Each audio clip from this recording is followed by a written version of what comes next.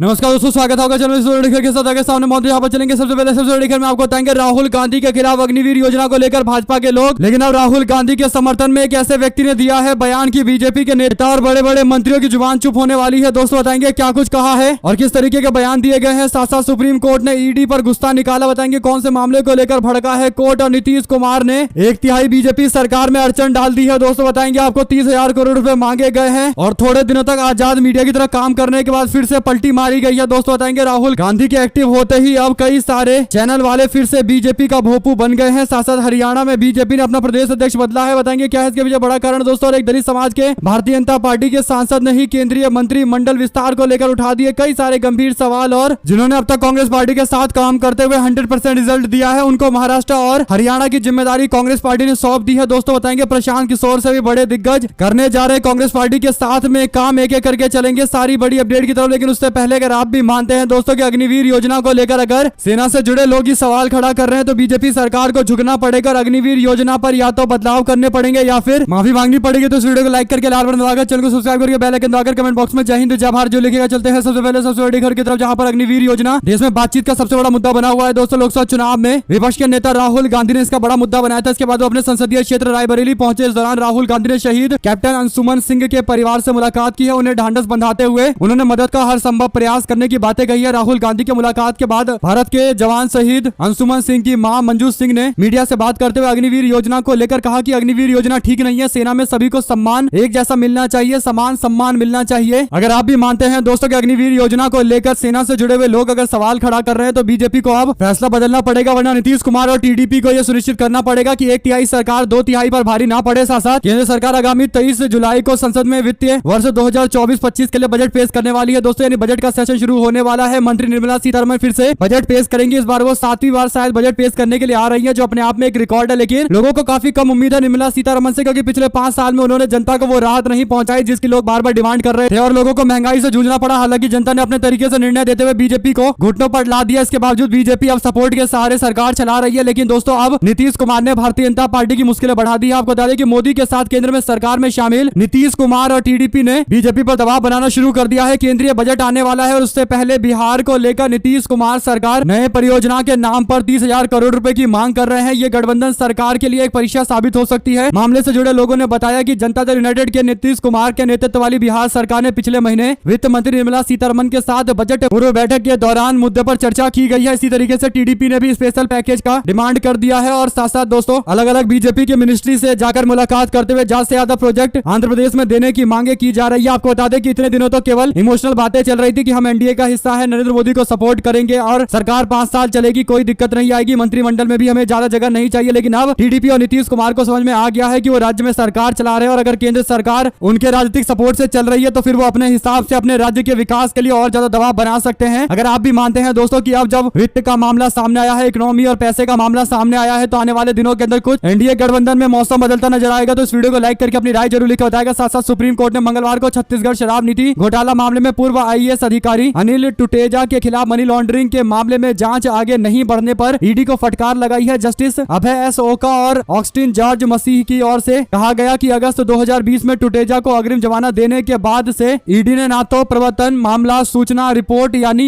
ECIR दायर की है और ना ही मनी लॉन्ड्रिंग यानी PMLA कानून के तहत कोई शिकायत दर्ज की गई है। कोर्ट ने कहा कि 2019 में ECIR दर्ज की गई थी, अगस्त 2020 में अग्रिम जमानत दे दी गई। ये सब हो क्या रहा है, ये सवाल पूछे जा रहे हैं। दोस्तों आपकी जो भी राय हो लिखकर जरूर बताएगा। चलते हैं एक और बड़ी अपडेट की तरफ, जहां पर सुप्रीम कोर्ट ने कांग्रेस पार्टी के नेता राहुल गांधी की सांसदी को बहाल करने को चुनौती देने वाली याचिका दायर करने वाले वकील अशोक पांडे को फिर से जमकर फटकार लगाई है। कोर्ट ने उन पर जुर्माने को वापस लेने से साफ मना कर दिया है। सुप्रीम कोर्ट ने जनवरी के महीने में उनकी याचिका को खारिज कर दिया था। आपको बता दें कि वकील है अशोक पांडे जो राहुल गांधी के पीछे पड़ गए थे और राहुल गांधी की संसद सदस्यता को रद्द किए जाने के फैसले को कोर्ट में बदलने के खिलाफ पहुंच गए थे। कह रहे थे कि राहुल गांधी की संसद सदस्यता जानी चाहिए। हालांकि सुप्रीम कोर्ट ने कह दिया कि वो अपना निर्णय वापस नहीं लेंगे। इसके बाद भी उन्होंने याचिका लगाई तो 1 लाख का जुर्माना ठोक दिया गया और इसके बाद अब वो आकर कह रहे हैं कि ये जुर्माना गलत है, ऐसा मत करिए। इसके बाद जज ने कह दिया कि अब एक शब्द बोलोगे तो बाहर मार्शल से निकलवा दूंगा। साथ साथ दोस्तों पत्रकारिता का पतन होता दिखाई दे रहा है। आपको बता दें कि कुछ दिनों पहले जब देश के अंदर इलेक्शन के रिजल्ट सामने आए तो ऐसा लगा कि कुछ मीडिया हाउस इंडिपेंडेंट मीडिया बनकर उभरने लगे हैं, लेकिन उन सारी आशा आकांक्षाओं को एक बार फिर से झटका लगा है। दोस्तों ऐसा इसलिए क्योंकि राहुल गांधी जब मणिपुर पहुंचे तो जो कैप्शन लगाकर डिबेट करवाया गया आज तक न्यूज चैनल पर, उसमें लिखा हुआ था कि मणिपुर में कौन डाल रहा है आग में घी, फिर लिखा हुआ है कि दुख बांट रहे हैं राहुल गांधी या ड्रामा कर रहे हैं। यानी दोस्तों राहुल गांधी एकमात्र विपक्ष के और सत्ता पक्ष के बड़े नेता है जिन्होंने 2 बार मणिपुर जाकर लोगों से उनके हाल के बारे में जानकारी ली है, उनके हालात के बारे में जानकारी ली है। और ये जो कैप्शन लिखा जा रहा है कि मणिपुर में कौन डाल रहा है आग में घी, सबसे पहले उनको कैप्शन लगाना चाहिए कि कौन मणिपुर में आग लगा रहा है। फिर मीडिया वालों को एक तरफ मणिपुर की सरकार देखनी चाहिए तो उन्हें पता चलेगा कि बीजेपी का यहाँ पर मुख्यमंत्री है, भारतीय जनता पार्टी की केंद्र में सरकार भी है और बीजेपी की केंद्र सरकार ने जो गवर्नर नियुक्त कर रखा है वो भी मणिपुर में है। गृह मंत्री अमित शाह और रक्षा मंत्री राजनाथ सिंह जिनको लॉ एंड ऑर्डर के लिए बॉर्डर स्टेट में जिम्मेदार ठहराया जा सकता है वो भी बीजेपी के हैं। तो सवाल मीडिया वालों को राहुल गांधी की तस्वीर लगाकर पूछे जाने की जरूरत नहीं है, बल्कि जो लोग इसके लिए जिम्मेदार है उनकी तस्वीर लगाकर सवाल पूछा जाना चाहिए। देश की सुरक्षा, शांति, ये सारे काम प्रधानमंत्री मोदी को करने हैं क्योंकि वो देश का शासन संभाल रहे, उनके पास सारी ताकतें भी है, पावर है, तो रिस्पॉन्सिबिलिटी भी है। लेकिन इसके बावजूद दोस्तों आप लोग जानते हैं कि राहुल गांधी की छवि को फिर से खराब करने का प्रयास किया जा रहा है। हालांकि कांग्रेस पार्टी के वक्ता आलोक शर्मा की ओर से इसका कड़ा विरोध किया गया तो उसके बाद कैप्शन बदल दिया गया है। साथ साथ हरियाणा में बीजेपी ने नए नेता को बना दिया है प्रदेश का अध्यक्ष। क्या इससे बदलेंगे भाजपा के लिए? हरियाणा में हालात ऐसे नजर तो नहीं आ रहे, लेकिन इसके बावजूद बीजेपी ने मोहन लाल बड़ौली को, वर्तमान सोनीपत के राई के विधायक को अपना प्रदेश अध्यक्ष बनाया है। क्या ये सोची समझी रणनीति के तहत लिया गया फैसला है या फिर अब हार दिखाई दे रही है? तो बीजेपी के लोग पैनिक बटन दबा रहे हैं। आपकी जो भी राय हो लिखकर जरूर जाकर। साथ साथ भारतीय जनता पार्टी के कर्नाटका से एससी समाज से आने वाले 7 बार के एमपी रमेश जिगाजिनागी ने कहा कि उन्हें काफी दुख हुआ है कि उन्हें 7 बार सांसद होने के बावजूद मोदी के कैबिनेट में जगह नहीं मिली है। इस पर रवीश कुमार बोले, कहा जमाने बाद बीजेपी के भीतर से ऐसी आवाज आई है 7 बार के सांसद को भी कैबिनेट में मौका नहीं मिला। इससे ज्यादा बड़ी बात है सांसद का बोलना। अब तो सांसद केवल जयकारा लगाते हुए सुनाई देते हैं। ऐसी नाराजगी जाहिर करना राजनीति का स्वाभाविक हिस्सा होना चाहिए। किसी भी दल में ईडी के डर से इतने साल तक लोग चुप रहेंगे क्या? ये सवाल भी पूछे गए हैं रवीश कुमार ने और संतुष्टि भी जाहिर की है कि भारतीय जनता पार्टी के वरिष्ठ नेता इस पूरे मामले पर कहीं ना कहीं बीजेपी के केंद्रीय नेताओं को आईना दिखा रहे हैं और अपनी असंतुष्टि जाहिर कर रहे हैं। आप भी मानते हैं दोस्तों कि बीजेपी अब कमजोर हो गई है, मोदी और शाह की अब उतनी नहीं चलती जितनी पहले चलती थी और इसीलिए इस तरीके के आवाज देखने को मिल रही है। और उम्मीद है कि ऐसे सांसद के ऊपर बीजेपी के लोग कार्रवाई भी नहीं कर पाएंगे, क्योंकि अगर मोदी शाह ऐसे वरिष्ठ सांसदों के खिलाफ ऐसे बयान दिए जाने को लेकर कार्रवाई करेंगे तो आप लोग जानते हैं कि पार्टी में फिर से मोदी और शाह का जोरदार विरोध हो सकता है। कुल मिलाकर दोस्तों मोदी और शाह नहीं चाहेंगे कि बीजेपी में कोई विरोध के सुर उठे। साथ साथ तृणमूल कांग्रेस की सांसद महुआ मोइत्रा ने दावा किया है कि केंद्रीय मंत्री मोदी के मंत्री शांतनु ठाकुर के लेटर हेड पर लिखकर भारत पाकिस्तान बॉर्डर पार करने के लिए पास की तरह इस्तेमाल हो रहा है और यहां तक कि बीफ ले आने की भी इजाजत देने की बातें चल रही है। वहीं पर दोस्तों कर्नाटका और तेलंगाना में कांग्रेस पार्टी को 100% चुनाव जितवाने वाले कांग्रेस पार्टी के स्ट्रेटजिस्ट सुनील कोनुगोलू को अब जिम्मेदारी दी गई है हरियाणा और महाराष्ट्र की। इन्होंने इससे पहले लोकसभा इलेक्शन में भी कांग्रेस पार्टी के लिए कई राज्यों में काम किए थे और उन राज्यों के अंदर जबरदस्त रिजल्ट रहा था, चाहे वो राजस्थान हो या फिर उत्तर प्रदेश हो या फिर महाराष्ट्र हो। लेकिन अब फुल फ्लैज जिम्मेदारी संभाली उन्होंने महाराष्ट्र और हरियाणा की। जो भी जानकारी इससे जुड़ी आती रहेगी आप तक लगातार पहुंचाते रहेंगे। साथ साथ दोस्तों उत्तर प्रदेश की राजनीति को लेकर बड़ी जानकारी यह है कि आजाद समाज पार्टी के नेता और नगीना लोकसभा से सांसद चंद्रशेखर आजाद अब सियासी गलियारों में बड़े चर्चा का विषय है। ऐसे में दोस्तों चंद्रशेखर आजाद के द्वारा दिए गए बयान पर अब सहारनपुर के कांग्रेस पार्टी के सांसद इमरान मसूद ने आलोचना करते हुए कह दिया कि ऐसा है जो बयान चंद्रशेखर ने दिया है उसका जवाब उनसे लेना। चंद्रशेखर को कुछ नहीं पता, वो हवा की बातें कर रहे हैं। जहां तक नमाज की बात है तो ये सबको पता है कि हमारे साथ क्या हो रहा है क्या नहीं हो रहा। उन्होंने आगे कहा कि अगर सरकार ने माना है कि सड़क पर नमाज नहीं पढ़नी और आपने पढ़ी तो अल्लाह ने आपकी नमाज कबूल नहीं की, क्योंकि मालिक सरकार है सड़क की, आप नहीं पढ़ सकते। कुल मिलाकर दोस्तों कांवड़ यात्रा में दुकानें बंद कराए जाने और रोड को ब्लॉक किए जाने के साथ साथ नमाज के दौरान कई जगह पर रोड पर नमाज पढ़ने की बातें सामने आने को लेकर यह टिप्पणी चंद्रशेखर आजाद ने की थी। इस पर इमरान मसूद की ओर से जवाब दिया गया है। आपकी जो भी राय हो लिखिए जरूर। साथ साथ प्रशांत किशोर और उनकी जन स्वराज पार्टी को भारतीय जनता पार्टी का बी टीम बताए जाने को लेकर आरजेडी के प्रदेश अध्यक्ष जगदानंद सिंह के खिलाफ मानहानि का मुकदमा करने के लिए कुछ वकील कोर्ट पहुंचे हैं। ऐसा लग रहा है कि प्रशांत किशोर से जुड़े हुए पॉलिटिकल पार्टी के लोग काफी ज्यादा भड़के हुए हैं। साथ साथ दोस्तों राष्ट्रीय जनता दल ने प्रधानमंत्री मोदी का वो वीडियो शेयर किया जिसमें रसिया के अंदर वो दावा करते हुए कहते हैं कि 2014 से पहले देश के अंदर काफी बुरे हालात थे, देश के अंदर एक तरीके की निराशा थी, आशाहीनता देखने को मिल रही थी, कहीं भी कुछ भी सही नहीं चल रहा था। और इसके बाद रसिया में ऐसे भारत की आलोचना करना, भारत को 2014 से पहले खराब बताना नरेंद्र मोदी के बर्ताव को लोगों ने पसंद नहीं किया है बल्कि इसका विरोध किया है। राष्ट्रीय जनता दल ने कहा कि इतना आत्ममुग्ध, अहंकारी, घमंडी, अज्ञानी आम नागरिक भी देश पर बोझ है। प्रधानमंत्री पद पर बैठे व्यक्ति की तो बात ही छोड़ दीजिए, पराधीनता की बेड़ियों से मुक्त होकर देश निरंतर हर क्षेत्र में आत्मनिर्भर बन पाया। पर भारत की हर उपलब्धि में हर सरकार के योगदान को धता बताकर दूसरे के काम का श्रेय खुद लेकर नाम और रंग बदलकर स्वयं को देश का मालिक समझने वाले दंभी व्यक्ति को विदेश में जाकर भारत की आधारहीन आलोचना करने में जरा भी लज्जा नहीं आती है। कुएं में मेंढक की सोच वाली इस अहंकारी और अज्ञानी सरकार को छोड़कर आज तक किसी प्रधानमंत्री या किसी सरकार ने पिछली सरकार के योगदान को इस तरीके से नकारा नहीं है। लगता है 2014 से पहले साहब और उनके अंधभक्त पत्तों से तन ढकते थे और जंगलों में रहते थे और घास खाने को विवश थे। 2014 2014 आते ही चमत्कार हो गया। जैसे नीतीश कुमार कहते हैं कि 2005 से पहले बिहार में कुछ था क्या, वैसे ही नरेंद्र मोदी कहते हैं कि 2014 से पहले कुछ देश में था क्या। दरअसल दोस्तों, प्रधानमंत्री मोदी को अगर अपनी सरकार की तारीफ करनी है तो खूब करे, लेकिन रसिया में जाकर, एक विदेशी देश में जाकर भारत की इस तरीके से आलोचना करना कि 2014 से पहले निराशा थी, कुछ भी नहीं था, इस तरीके की बातें करना साफ तौर पर भारत देश का अपमान है। अगर आप भी मानते हैं कि प्रधानमंत्री के पद पर बैठे हुए व्यक्ति अगर इस तरीके के शब्दों का इस्तेमाल कर रहा है तो इसकी कड़ी से कड़ी निंदा की जानी चाहिए, जो 2014 से पहले के विकास को रिकॉग्नाइज ही नहीं कर रहे हैं। साथ साथ महाराष्ट्र बीजेपी के दो नेताओं माधव किन्हलकर और सुधाकर भालेराव ने बीजेपी से इस्तीफा दिया है। हो सकता है कि महाविकास आघाड़ी गठबंधन की कुछ पार्टियों में शामिल हो जाए। साथ साथ हामिद अंसारी पर नरेंद्र मोदी ने निशाना साधते हुए कह दिया था कि उनका रुझान चेयर पर बैठने के दौरान भी उस तरफ था, यानी विपक्ष की तरफ था, कांग्रेस पार्टी इंडिया गठबंधन की तरफ था। इस पर जयराम रमेश ने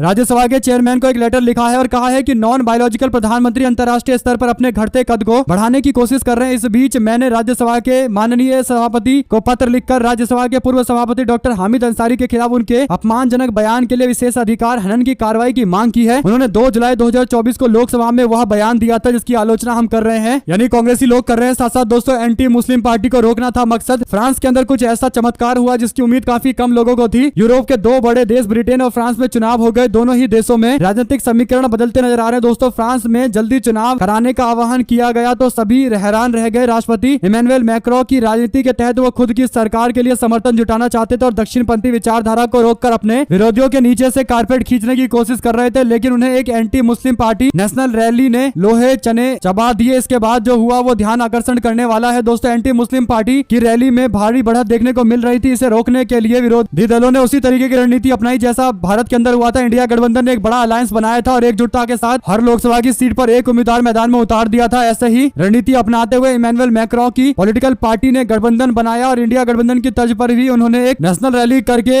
एंटी मुस्लिम पार्टी को जबरदस्त तरीके से शिकस्त दी है। दोस्तों, कुल मिलाकर भारत वाला मॉडल यहाँ पर इस्तेमाल किया गया है और फ्रांस के अंदर एक बार फिर से इमैनुअल मैक्रों राष्ट्रपति बन सकते हैं। साथ साथ कांग्रेस पार्टी के नेता राहुल गांधी के मणिपुर दौरे को बिहार सरकार के मंत्री नितिन नवीन ने सियासी बताया। लोकसभा सांसद के उस बयान पर पलटवार किया जिसमें उन्होंने प्रधानमंत्री मोदी से मणिपुर आने का आग्रह किया था। बीजेपी के नेता नीतीश सरकार में नगर विकास मंत्री नितिन नवीन ने कांग्रेस को कटघरे में खड़े करते हुए कहा कि राहुल गांधी जिस समस्या का चिंता कर रहे हैं उस समस्या को बनाने वाला कोई और नहीं बल्कि कांग्रेस पार्टी और उनके परिवार से जुड़े लोग हैं। साथ साथ दोस्तों, कन्नौज से भारतीय जनता पार्टी के नेता और पूर्व सांसद सुब्रत पाठक जो अखिलेश यादव के खिलाफ चुनाव लड़ रहे थे, हालांकि अखिलेश यादव ने इस बार शिकस्त दे दिया। बीजेपी सरकार के संरक्षण में इनके नेता जनता को सिर्फ परेशान कर रहे हैं। समाजवादी पार्टी की ओर से एक जो वीडियो शेयर किया गया है इसमें एक बीजेपी की नेत्री सुब्रत पाठक पर शोषण करने का आरोप लगाती है। समाजवादी पार्टी ने कहा कि जो सरकार अपने ही लोगों को न्याय न दिला सके उससे न्याय की क्या ही उम्मीद की जाए। साथ साथ भारतीय जनता पार्टी किसी भी कीमत पर आम आदमी पार्टी को खत्म करना चाहती है। केंद्र सरकार आम आदमी पार्टी के खिलाफ बड़ी साजिश रच रही है। आज तक ईडी को भ्रष्टाचार का एक पैसा नहीं मिला, लेकिन अभी भी जेल में रखा हुआ है। बड़े बड़े आम आदमी पार्टी के नेताओं का आम आदमी पार्टी के राष्ट्रीय सचिव पंकज गुप्ता की ओर से यह बयान आया है। साथ साथ दोस्तों, अमित शाह एक और प्राइवेट हॉस्पिटल का उद्घाटन करने के लिए पहुंचे तो अब एक तस्वीर शेयर करते आम आदमी पार्टी ने लिखा कि 2 तरीके के नेता हैं। एक नेता है जो सरकारी हॉस्पिटल का उद्घाटन करते हैं और एक नेता जो प्राइवेट हॉस्पिटल का उद्घाटन करते हैं। आपको तय करना है कि आप दोनों में से किसको चुनेंगे। वहीं पर राहुल गांधी का प्रदर्शन ऑस्कर योग्य है। बीआरएस के नेताओं के दल बदलने को लेकर केटीआर यानी चंद्रशेखर आजाद के बेटे और बीआरएस पार्टी के नेता केटीआर कहते हैं कि तंज कसते हुए कि राहुल गांधी को इस बात के लिए ऑस्कर मिलना चाहिए कि वो संविधान बचाने की बातें करते हैं, जबकि बीआरएस पार्टी को तेलंगाना में तोड़ा जा रहा है। सारे नेताओं को कांग्रेस पार्टी में शामिल कराया जा रहा है। केटीआर कहते हैं कि दबाव बनाकर कांग्रेस पार्टी ऐसा कर रही है। हम कांग्रेस के पाखंड को उजागर करेंगे और उन पर दबाव बनाएंगे। राहुल गांधी का प्रदर्शन ऑस्कर योग्य है। नाटू नाटू के बाद राहुल गांधी को ऑस्कर का अगला अवार्ड मिलना चाहिए। कुल मिलाकर दोस्तों, अगर ऐसा होता कि के चंद्रशेखर राव खुद एक्टिव होते केसीआर और उसके बाद उनकी पॉलिटिकल पार्टी में टूट देखने को मिलती तो लोग समझते कि शायद कांग्रेस पार्टी की राज्य में सरकार है तो दबाव बनाकर ऐसे नेताओं को अपनी ओर किया जा रहा है। लेकिन के चंद्रशेखर राव एक्टिव नहीं है, उनके बेटे केटीआर पार्टी की जिम्मेदारी संभाल रहे हैं। तो ये बात पूरी तरीके से लाजमी है कि पार्टी के जो अन्य वरिष्ठ नेता हैं वो परिवारवाद के कारण कहीं ना कहीं दूसरी जगह मौका तलाशेंगे और इसीलिए कांग्रेस पार्टी जा रहे हैं। इस पूरे मामले पर कांग्रेस पार्टी को ब्लेम करने की जगह केटीआर को अपने गिरबान में झांकना चाहिए, क्योंकि उनके नेतृत्व पर सवाल हो सकता है खड़ा पार्टी के लोग कर रहे हैं। साथ बिहार के मुख्यमंत्री नीतीश कुमार कहते रहे कि उनकी सरकार ना किसी को फंसाती है ना बचाती है, लेकिन इस बार तेजस्वी यादव ने सीएम नीतीश कुमार के दोनों दावे के खिलाफ अलग अंदाज में जवाब दिया है। सत्ताधारी नेताओं को बचाने और निर्दोषों को फंसाने का आरोप लगाया है। नाम लेकर उन्होंने निशाना साधा है। दरअसल दोस्तों, पूर्णिया के भवानीपुर बाजार में विगत दिनों मारवाड़ी व्यवसायी गोपाल यादुका की अपराधियों ने गोली मारकर हत्या कर दी थी। पीड़ित परिजनों से मुलाकात करते हुए उन्होंने संवेदना व्यक्त की है और प्रशासन के पक्षपातपूर्ण रवैये पर भी सवाल खड़े किए हैं। आपकी जो भी राय हो दोस्तों लिखकर जरूर बताएगा। चलते हैं एक और बड़ी अपडेट की तरफ, जहां पर योग गुरु बाबा रामदेव की मुश्किलें कम होने का नाम नहीं ले रही। उनकी आयुर्वेदिक प्रोडक्ट बनाने वाली कंपनी पर सुप्रीम कोर्ट ने कई सारे प्रोडक्ट पर बैन लगाने के लिए कहा था। तो 14 14 प्रोडक्ट पर बैन लगाया गया है। कोर्ट में ये जानकारी उत्तराखंड सरकार ने दे दी है। साथ फूलपुर विधानसभा से समाजवादी पार्टी ने इस बार जिस बिरादरी के व्यक्ति को मैदान में उतारा है वह भी जीते हुए सांसद की बिरादरी के हैं। कुर्मी बाहुल्य होने की वजह से समाजवादी पार्टी ने इस सीट से कुर्मी बिरादरी के प्रत्याशी को खड़ा करने पर विचार करना शुरू कर दिया है। सपा के प्रदेश अध्यक्ष श्याम लाल पटेल भी पिछले दिनों पार्टी कार्यालय में आयोजित बैठक में संकेत दे चुके हैं कि यहां से कोई कुर्मी समाज का व्यक्ति ही मैदान में उतरेगा और उनको ही चुनाव लड़वाया जाएगा। 2 बार यहां से बीजेपी चुनाव जीत चुकी है। भारतीय जनता पार्टी का विधायक सांसद बन चुका है। साथ साथ केरल के मुख्यमंत्री पिनराई विजयन ने म्यांमार में भारतीय दूतावास को फर्जी भर्ती एजेंटों के खिलाफ शिकायत के बारे में अवगत कराया है। सोशल मीडिया के माध्यम से फर्जी विज्ञापन करके लोगों को म्यांमार और थाईलैंड में तस्करी करने के लिए भेजा जा रहा है। साथ साथ सुप्रीम कोर्ट में होगी हाथरस भगदड़ मामले की सुनवाई। सीजीआई ने याचिका को सूचीबद्ध कर दिया है। 121 लोगों की मौत के मामले को लेकर सुनवाई होने वाली है। जो भी जानकारी आती रहेगी आप तो लगातार पहुंचाएंगे दोस्तों। साथ साथ चीफ जस्टिस ऑफ इंडिया ने बहस के दौरान गर्मा गर्मी को लेकर एक जवाब दिया, एक बयान दिया। उन्होंने कहा कि जज के साथ बहस हो जाना, गर्मा गर्मी हो जाना, इसका मतलब ये नहीं कि आपको बेंच के जजों के ऊपर इस तरीके का आरोप लगाने का मौका मिल जाता है। उन्होंने कहा कि ऐसे आरोप जजों के ऊपर नहीं लगने चाहिए। वकील आरोप लगाते हुए किसी केस का जिक्र करते हुए कह रहे थे कि याचिकाकर्ता पर 5 लाख का जुर्माना जज ने लगा दिया था। हालांकि सुनवाई के दौरान चीफ जस्टिस ने कहा कि गर्मा गर्मी का मतलब ये नहीं होता कि वकीलों के द्वारा जजों पर गंभीर आरोप लगा दिए जाए। ऐसे आरोप लगाने से बचना चाहिए। साथ दोस्तों लखनऊ के मोहनलालगंज में 17 सूत्रीय मांगों को लेकर कमिश्नर के आवास को किसान कूच कर रहे थे, लेकिन इस दौरान लोकसभा के नेता प्रतिपक्ष राहुल गांधी वहां पर दिखाई दिए। उनका काफिला गुजर रहा था। राहुल गांधी ने जैसे ही किसानों को देखा तो वो वहीं पर उतर गए और किसानों से बात करने के लिए चले गए। इसके बाद किसानों ने राहुल गांधी को डिटेल में 17 सूत्रीय मांगों को लेकर जानकारी देते हुए बताया कि वो कमिश्नर के आवास पर क्यों कूच कर रहे हैं। उन्होंने काफिला रोक लिया और किसानों से बात की। राहुल गांधी के साथ बीकेयू के प्रदेश अध्यक्ष हरिनाम सिंह वर्मा भी मौजूद रहे। उन्होंने कहा कि मैं जमीन की चकबंदी के मामले को लेकर लखनऊ जा रहा था, तभी राहुल गांधी का काफिला गुजर रहा था। उन्होंने हमें देखकर गाड़ी रोक दिया और इसके बाद बातचीत हुई। उन्हें पूरी जानकारी दे दी गई। इसके बाद राहुल गांधी ने आश्वासन दिया है कि मामले को आगे उठाया जाएगा। हो सकता है दोस्तों संसद में जब चर्चा चलेगी तो राहुल गांधी बताएंगे कि आखिर क्या पूरा मामला था। वहीं पर सत्येंद्र जैन की जमानत अर्जी खारिज हो गई है। कई दिनों से आम आदमी पार्टी के कई सारे नेता जेल में बंद है दोस्तों। इस पर आम आदमी पार्टी के समर्थकों ने कहा कि वो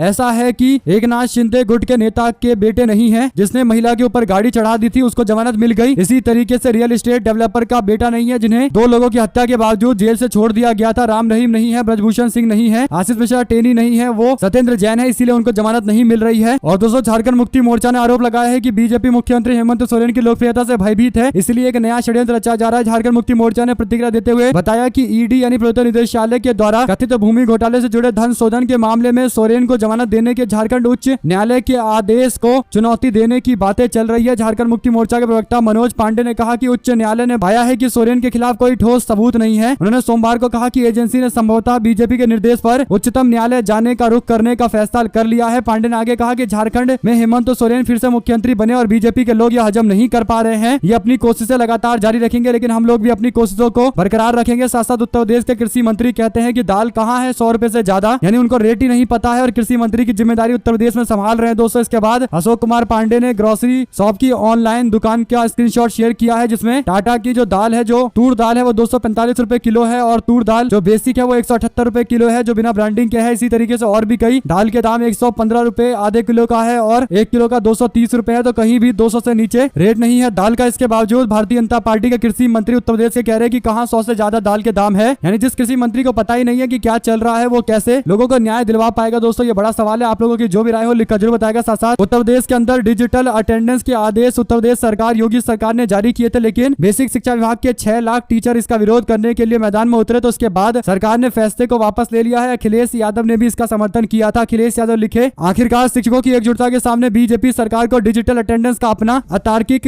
निर्णय स्थगित करना पड़ा है। बीजेपी सरकार को अब यह समझ आ गया होगा कि लोकतंत्र में जनता की आवाज से बड़ा कुछ आदेश नहीं होता, ना सत्ता की मनमर्जी की। शिक्षकों को इस नैतिक विजय के लिए बधाइयां। शिक्षकों पर अविश्वास जताकर बीजेपी सरकार ने साबित कर दिया है कि ना तो वो शिक्षा का सम्मान करती है, ना ही शिक्षकों का सम्मान करती है। शिक्षक और शिक्षकों का मानना है कि उनको अच्छे इंफ्रास्ट्रक्चर मिलने चाहिए और ओवरबर्डन काम नहीं होने चाहिए, यानी जितना काम एक शिक्षक को पढ़ाने से जुड़ा हो वही करना चाहिए। बेकार की बातें उधर उधर के काम नहीं करवाने चाहिए। आपकी जो भी राय हो दोस्तों कमेंट बॉक्स में लिखकर जरूर बताएगा और ज्यादा से ज्यादा वीडियो को अपने लोगों तक शेयर कीजिएगा ताकि सभी तक इन्फॉर्मेशन पहुंचती रहे। इसी के साथ में राष्ट्रीय सुरक्षा एक बड़ा चिंता का विषय बन चुका है। देश के अंदर जिस तरीके की घटनाएं सामने आ रही है, कांग्रेस पार्टी ने अब कई सारे सवाल खड़े किए हैं। जम्मू कश्मीर के कठुआ में आतंकवादी हमले को लेकर मंगलवार को कश्मीर घाटी के बाद अब जम्मू क्षेत्र में आतंकवादी गतिविधियों का नया केंद्र बना है, तो इस पर कांग्रेस पार्टी के नेता और सांसद दीपेंद्र सिंह हुड्डा ने कहा कि इस मामले पर सरकार को देश को भरोसे में लेना चाहिए और आंतरिक सुरक्षा सुनिश्चित करनी चाहिए। इसके लिए कदम उठाए जाना जरूरी है। उनका यह भी कहना है कि अब पाकिस्तान को उसके दुस्साहस के लिए जवाब देने का समय आ गया है। आप लोगों की जो भी राय हो दोस्तों लिखकर जरूर बताएगा। हमारे साथ लगातार जुड़े रहेंगे सभी दोस्तों, भाइयों, बहनों, मित्रों का बहुत बहुत धन्यवाद। ज्यादा से ज्यादा वीडियो को शेयर कीजिएगा, सभी तक इन्फॉर्मेशन पहुंचनी चाहिए। सारी बड़ी अपडेट के साथ चैनल से जुड़ी हुई सारी अपडेट भी आप तक पहुंचाएंगे दोस्तों। बहुत बहुत धन्यवाद।